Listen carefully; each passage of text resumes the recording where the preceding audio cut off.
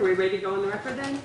Yes. We're back on the record, case number 05-2019 DT 694. This is the Azrael trial, and this is day 3 of the trial on the guardian's petition for termination of parental rights. Ms. Taylor, your next witness. Dr.Laurnce Conley, South Side Judge of Heaven. This is because it wouldn't come with the house. Can we try to depose it?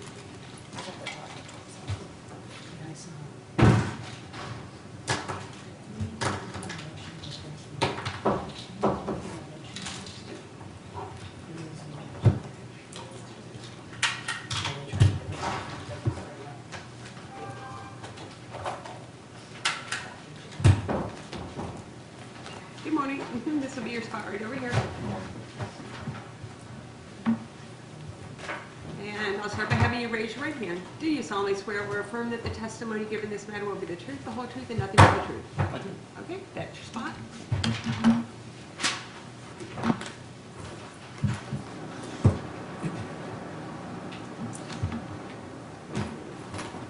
Okay, Ms. Stephen. Thank you. Can you state your name and spell your first and last name for the record? My name is Lawrence Conley, Laurence, last name Conley, Conley. And can you state your occupation, please? I'm a physician. And can you please summarize for the court your education and your experience that allows you to be a physician? Medical school, Uniformed Services University, subsequent residency in emergency medicine, Madigan Army Medical Center. Can you speak into your microphone? Sure. There? That's Sorry. better. No, that's good. Okay, so do you hold a medical license in the state of Florida? I do. And when was that issued? It would be 86 or thereabouts. Okay, and is that currently a valid license? It is. Have you been a doctor since that time? Since 1983. 83. Okay. And what is your medical specialty at this time? Emergency medicine. How long have you practiced emergency medicine? 27 years. And where are you currently practicing emergency medicine? Parish Medical Center in Titusville. How long have you been with Parish? 25 years. Okay. What do you rely on when you're treating, what information, I guess, do you rely on when you're treating a patient in the emergency department? History, of course. History, background, depending if they come by ambulance, the EMS crew, then of course the physical exam. I'm sorry, the last Physical exam and subsequent labs. Right. Do you rely on any documentation? If I have it, yes. Okay, I guess maybe that's what you were saying before. Do you, when you said like EMS, I was Objection thinking... leading? Just wait. Okay. There's fans back there Yeah, because there it's was loud. a flood. So when the door opens and closes, I can't hear. So if the door opened right when you said objection leading, I'll sustain the objection and I ask you to concede that. rephrase your question, but I had to repeat that for the benefit of the record. Thank you. You're fine. When you refer to persons that you get information for, in what manner do you get information from persons? It would be an emergency med. I would get it from either family members or EMS crew that's bringing a patient in by ambulance, or the patient themselves, of course. Okay, do you rely on any documentation? If I have the documentation. Okay. Do you know a child by the name of Obadiah Azrael? I do. And how do you know him? He came to my emergency room back in February of 2019. And had you seen him before in any capacity? No, I don't remember that, no. Okay. Describe how he appeared to you when you first saw him that day. The child was emaciated, pale, dried mucous membranes, listless, somewhat agitated, a very, very weak cry with very little tone of muscles, upper or lower extremity, very little muscle mass noted. And though the abdomen wasn't distended, it was a little bit more, it wasn't what I would expect for a child who looked this way, in that it was a little bit more bloated than you would normally see, but not distended.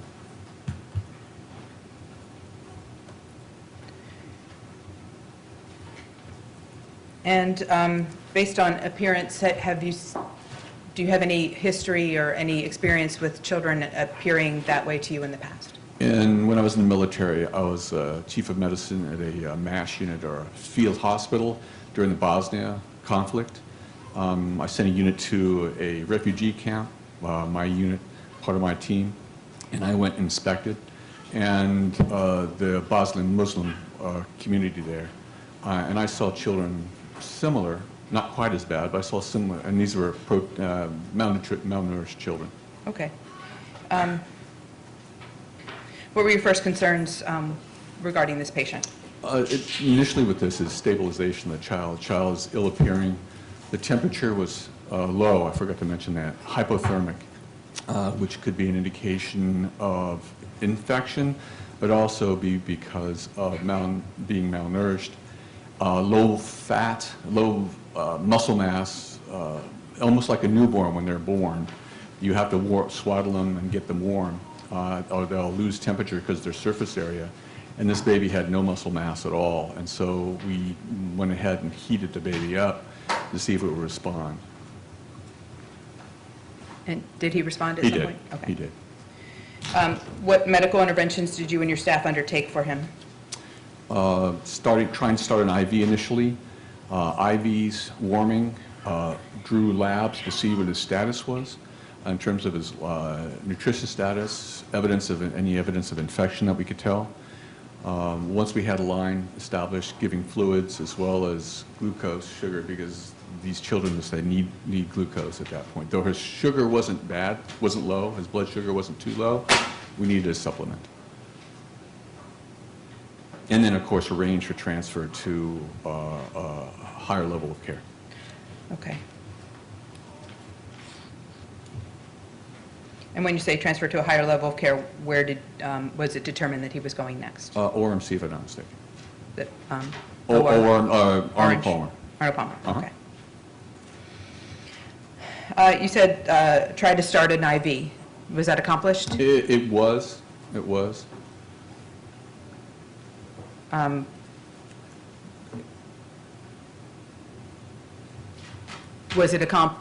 starting an IV accomplished? Injection leading? Cysteine. How was it accomplished? Initially, we tried to put an interosseous in the child. What does that mean? I'm sorry. A needle into the bone. At the same time trying to start an IV in his limbs. What I didn't anticipate was his bone to be as porous as a newborn. And as a result, it went through. You have to grade how you put the IO in, depending on the age and degree of calcification, things like that. And it went through like butter. And so we had to pull back on trying to do that. At the same time, my nurse, who's an expert at putting IVs in, she got a line in. And we were able to use that line as a safety net for him, or as an access. Okay, you said his bones were, I think the phrase was porous as a newborn. Objection as to leading. Counsel is testifying. Overruled. Can you explain what you mean by that? Children, when they're Objection asked and answered. Overruled. when a child's born, there's very little there's no calcification. They're very rubbery. The bones themselves are very rubbery. And so you have to, what happens is as they get older, they get calcified, they get more firm, and there's a little bit, when you put in these IOs, you get resistance as it becomes more and more firm and resilient, like you normally see when you look at bone structures on x-rays and things like that. The baby's was, like I said, like a newborn, going through cartilage as opposed to going through bone tissue. So it wasn't your normal texture you see as you go through the bone. You're trying to get the cannulation. And what did all that mean to you? It kind of confirmed some of what I thought was going on, is the baby was malnourished, what we're seeing here.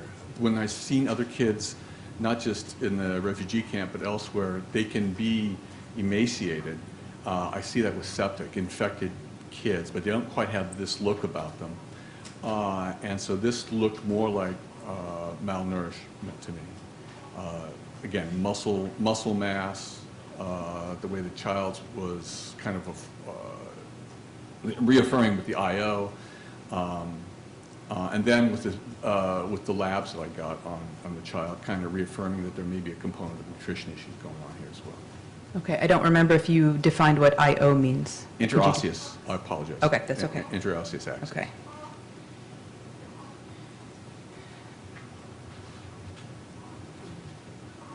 Did you have any medical records, documentation regarding this child before you began? Just verbal.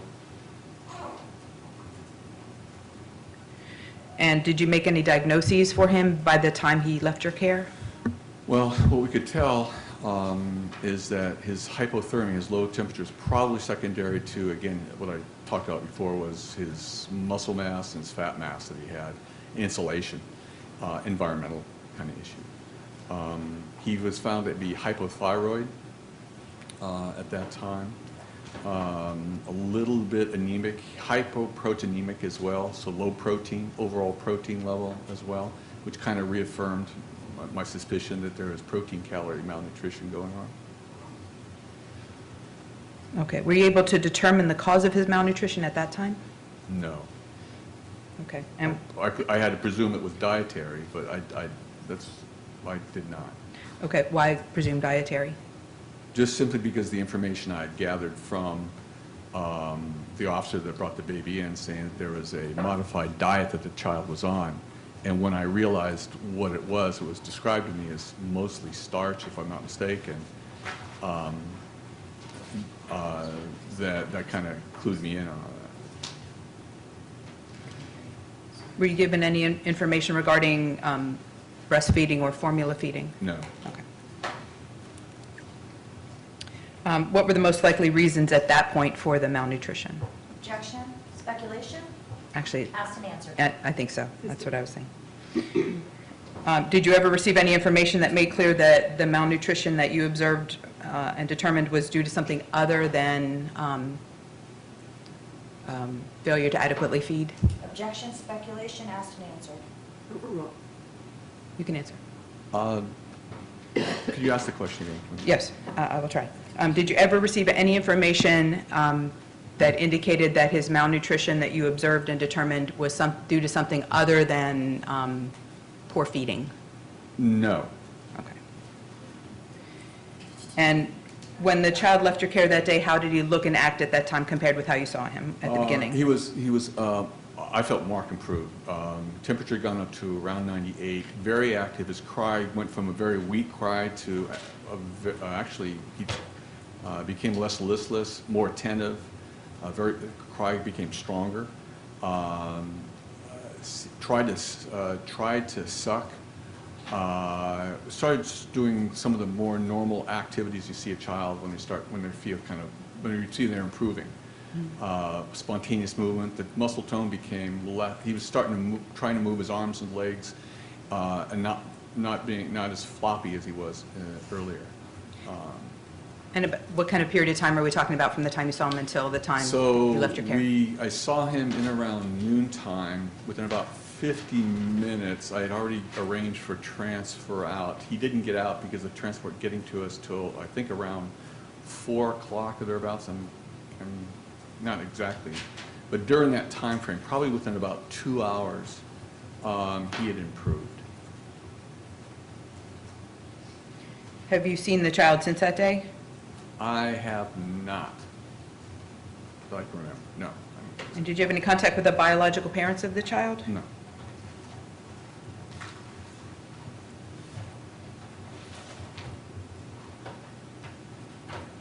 What would be the likely outcomes for a child in the condition that you saw him if medical intervention had not occurred at that time? Objection, speculation.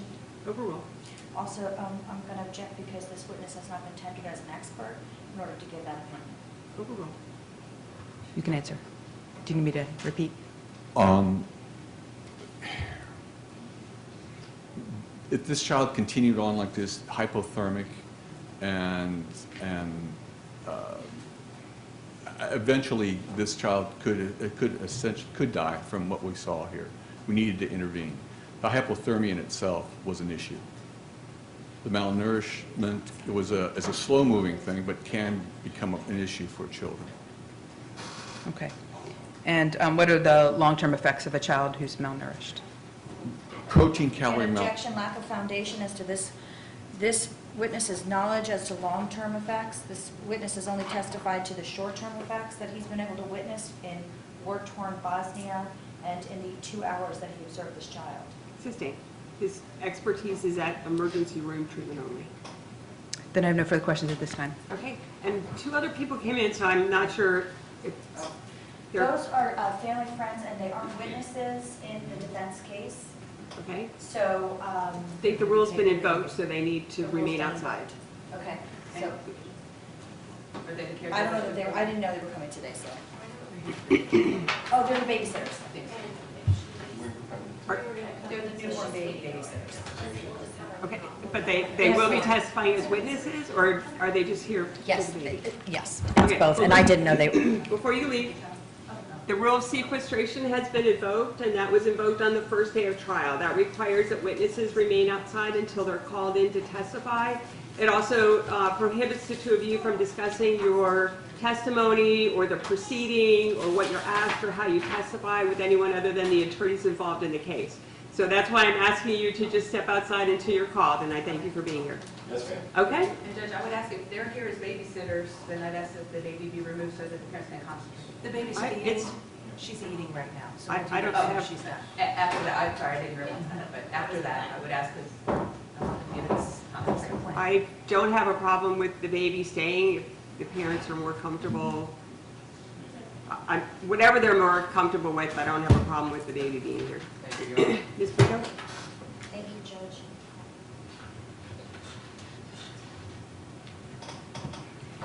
Just give me one moment.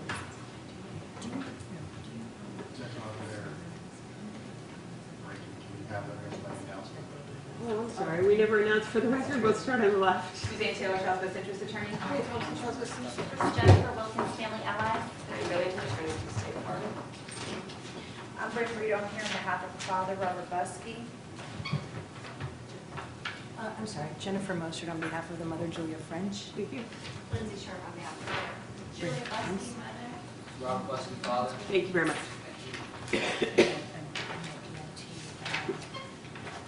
In the ambulance. I should-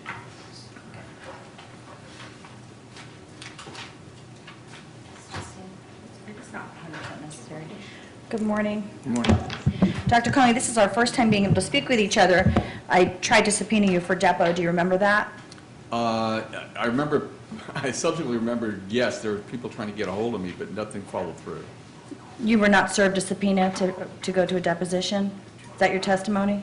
Oh, I'm saying that there was a notification, but no connection was made that I know of. So you personally were not served a subpoena to testify at a deposition? I was given a notification, was someone was supposed to tell me about how we're going to do this, so I wasn't against doing a subpoena at all by any means. Okay, so your testimony then would be that no, you did I was not, given a notification, and I thought, and having done this in the past, usually there's some connection that's made, and that wasn't made. okay. So you did not receive a subpoena from my office going to go to a deposition? Is that your testimony? I was given a notification, I don't know if it was a subpoena.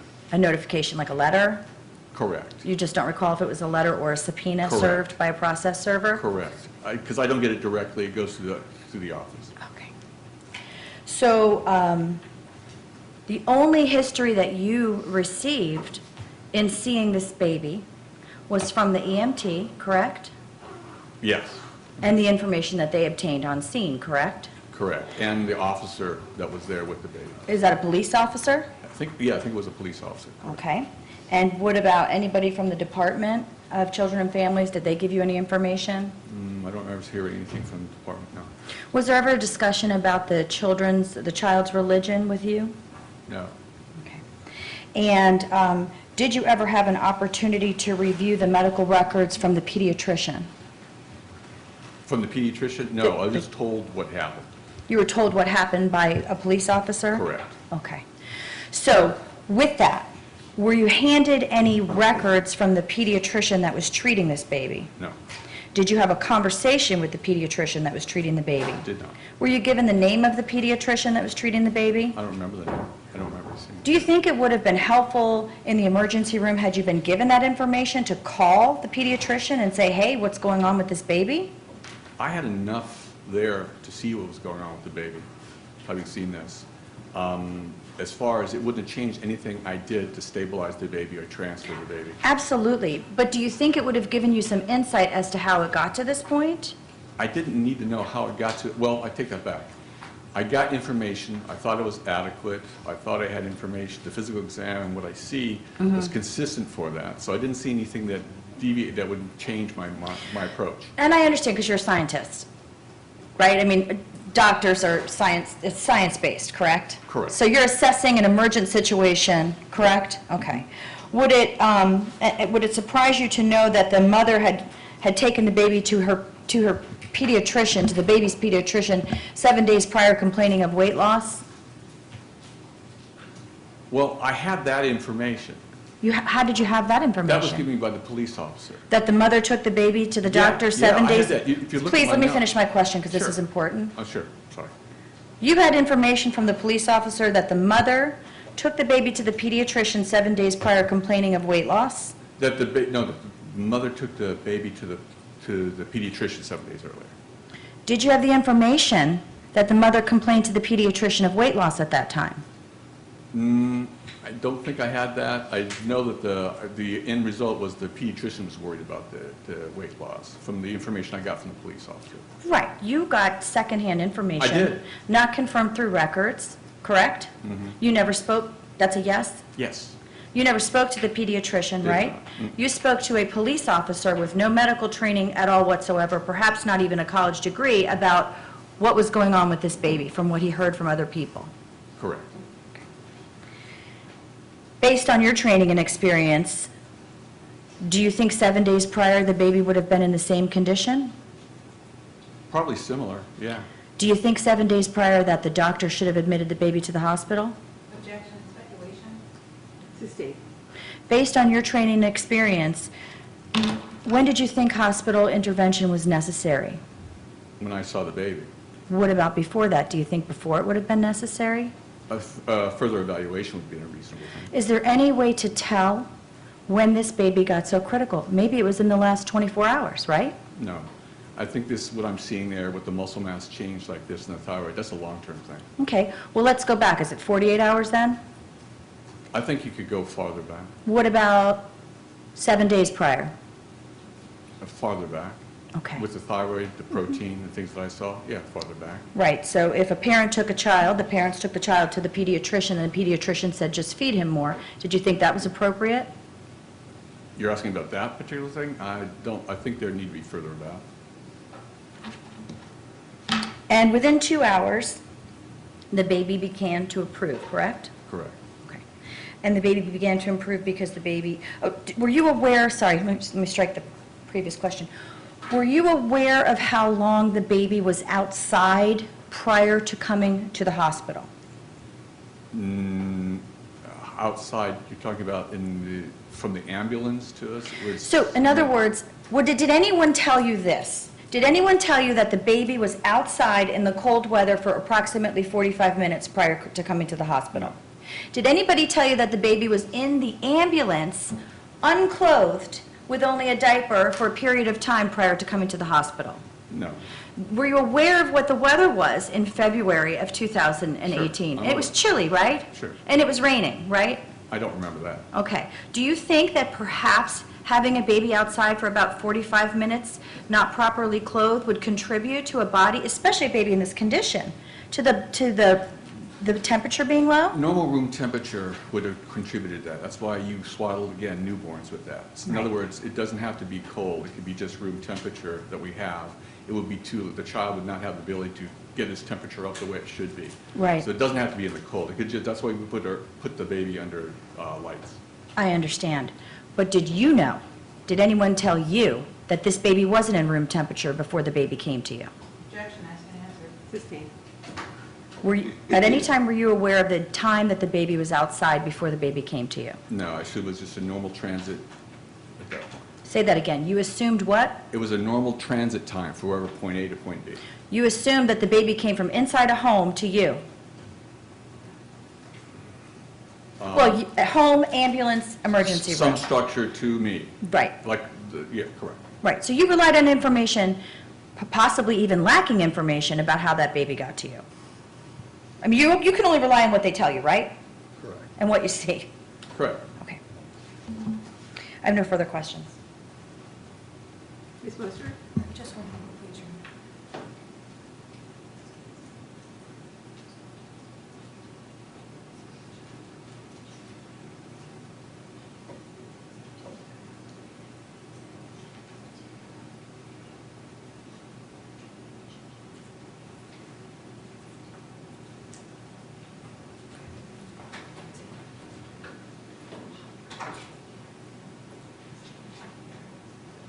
Your Honor, we have no follow-up at this time.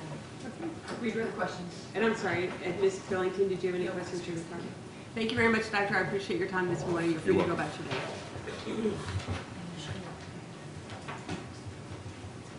The next witness I have is the first Skype witness. Okay. So perhaps we should let George know that he can come in.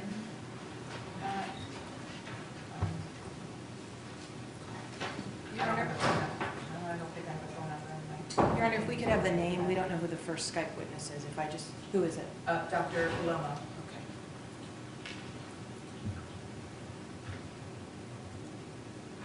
I don't have a phone number for him. Thank you.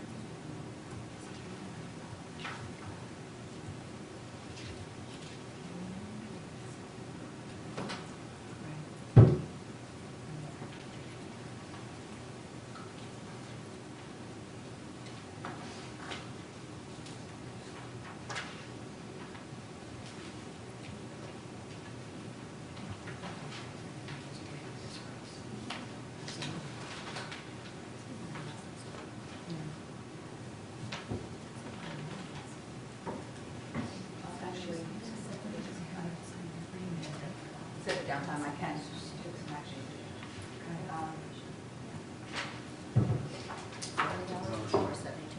Thank you.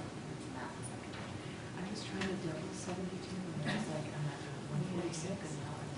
Unless this comes in 20s, it's 100, I don't do that. I was not trying to do 7, I just wanted to 7. Oh, yeah, we're objecting. What is this? Oh, are these? But I didn't state, I think it's Kenny. Judge, We'll wait for you. well, I just want to give you time to look at it. Judge, at this time, I'm going to move what's been marked as Petitioner's Exhibit K into evidence. It's a affidavit of custodian of records accompanied by records. Specifically, it's for records of Nemours Hospital relating to Dr. Paloma, who is the witness on the phone call. These were documents identified in the notice of intent to rely on business record certification that you filed December 16th. Yes, ma'am. Okay. And they're records relating to the testimony of the upcoming witness. Yes. I need to just take a look at it. Okay. Dr. Karch is what I rejected. When did we get this one? At the same time. Your Honor, we filed a written motion objecting to, and I'm trying to pull up the trial order as to when the discovery was closed in this matter, but we filed, I've done research on this, Your Honor. I still don't think it's necessary to object to impermissible hearsay contained within records. However, last time we were here, that was the position of the guardian ad litem, that because we didn't object to the whole business records, we were stuck with impermissible and admissible hearsay. We filed a written motion as to Dr. Karch. I think I may have neglected to put this report there as well, so I'm orally adding that to the motion that we filed, objecting, our notice of objection to the business record certification, in as much as the guardian ad litem is attempting to put in inadmissible hearsay. We're not objecting to the actual business records exception, and I filed the motion with the court and gave to all parties, so it has been filed. Is your objection to the hearsay Yes. within the records? For Yes. example, statements by some other person or entity other than the doctor, for example? Yes. The reports that we've received, it's like telephone. Everyone's relying on someone else, and they're just rife with hearsay. So we object. The case law on hearsay is very clear. It's impermissible for them to rely on and bring in statements that they've gotten from other witnesses that are unreliable. It always goes down to reliability. There's also a 403 argument as to whether it's overly prejudicial and how probative it is to the trier of fact that you have these records without the live testimony where everyone's relying on someone else. And I don't think we've still had the actual whoever started the chain testify. But our objection is we received the notice of intent to rely on business records on December 16th. Now, we had already begun the trial, and I was also looking to see what the trial order said as far as cutoff of discovery, but I did file a written objection to that, and we are objecting in so much as the guardian ad litem is attempting to bring in unredacted records that contain inadmissible and impermissible hearsay. So I just want to understand exactly what the objection is, not to the records of the physician. Correct. Or the statements of the physician, but any ancillary records that might have come to the office from some other source. Correct, or things such as, I have been told that the child was neglected, things like that, that are impermissible hearsay statements. And that's a paraphrase, obviously, Right, as I'm right. not reading from the report. But that's still inadmissible and impermissible, and so we object to that. I And we did agree file that those. while the medical records are admissible, there may be things within the medical records that are objectionable. But it's not your obligation and it's not my obligation to decide what the defense thinks is objectionable. I mean, they need to be specific, and then we can argue about the specific things. There may be some things in there that are, that I would agree should not come in, as happened at the last day that we did trial, but without them being specific about what they object to, they can't just do a blanket objection. Okay, then what I will do is I will amend it, and I will object to the record coming in its entirety because it is based on and contains impermissible and inadmissible hearsay. Like, I mean, we filed a notice of objection to the business records. That's what we filed, based on the fact that it contains this impermissible hearsay. If, unless there's some defect in the certification, I'm going to accept the business records. The business records exception allows records to come in under a proper certificate as a hearsay exception. I agree that if there are portions of those records, there may be portions of those records that remain objectionable. But I think this, well, I'm not sure if this, one of them is 93 pages. So I don't know what portions you're objecting to. So I think last time we went through and highlighted the objections so that we could address specifically those objections. So that is the only way I can rule on the objection. Right, so we're just going to ask for recess then, because let me point out just to the court, so there's probably 1,000 pages of medical records that have been dumped, and so not knowing what the guardian ad litem is referring to in these medical, in the notice of taking, in the notice of intent to rely and the certification, it's not like as if it came like, okay, here's the 93 pages that I'm going to present. So we would have to then go through the 1,000 and figure out what was actually going to be presented up until this moment when we get handed this. Okay, well, I thought the only one we were addressing right now is that the 93-page one? Right, And exactly. this is these are the records of the next witness. Right, we have one copy, but that's not, I mean, there could be more records of the next witness, but this is what's been handed us as to what's being presented within this batch, with one copy. So if you could just give us a recess so that we could look through it, we would appreciate that, so that we can now, I mean, we were not given the, Well, you've had them since December 16th. no, we've had the notice, and we've had the intent. The records were provided with the notice of intent? I couldn't tell you if these specific ones even were, because there's 1,000 pages, I'd have to cross-reference them. This packet Right. of like, hey, in good faith, this is the packet from that group that I'm going to present you, was never done. Judge, may I respond? They were attached, the records were attached, and specifically we're talking about 53 pages. Okay. I mean, yes, there are other records. Right now, we're talking about 53 pages. There aren't 1,000 pages. we have to Okay. go line by line and No, no, no. object. There are at least 1,000 pages of medical records. I just, But right now, the only ones right, that I Ms. understand, it's Taylor's 53. attempting to move in are these documents, which are 53 pages, which deal with the next witness who's being called. So we'll be in recess until 10 o'clock, so you can review those records, Thank you. Thank you. and then we'll call the witness. Thank you very much, Judge. And Your Honor, if the other records that we objected to were from Dr. Karch, if Ms. Taylor has a packet on that and could perhaps give that to us now, we could try to see if we can expedite the process for the next. Absolutely. They're marked as Petitioner's Exhibit J, and I'm handing them